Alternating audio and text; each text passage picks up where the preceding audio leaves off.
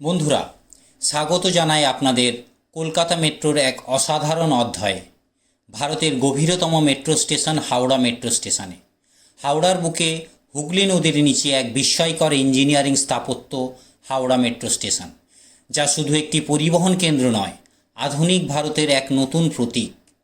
কলকাতার green metro লাইনের এই গুরুত্বপূর্ণ স্টেশনটি হাওড়া রেলওয়ে স্টেশনের ঠিক নিচে অবস্থিত।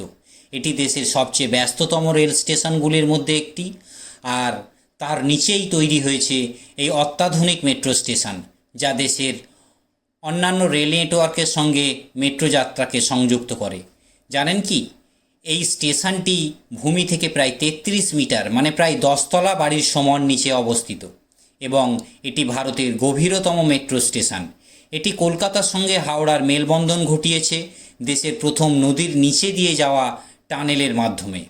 এখানে উন্নত মানের যাত্রী পরিষেবা যেমন স্বয়ংক্রিয় ticket vending machine, digital information board এবং বিশেষভাবে বয়স্ক ও দিব্যাঙ্গদের জন্য এসকেলেটর ও লিফটের সুব্যবস্থা রয়েছে।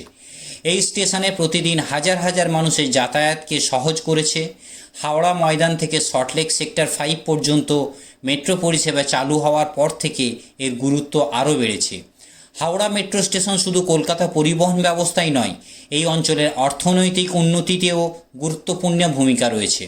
এটি একাধারে আধুনিক বিজ্ঞান, ইঞ্জিনিয়ারিং দক্ষতা এবং শহরের ঐতিহাসিক ঐতিহ্যের এক চমৎকার উদাহরণ। হাওড়া মেট্রো স্টেশন কলকাতার গর্ব এবং দেশের এক অসাধারণ অর্জন।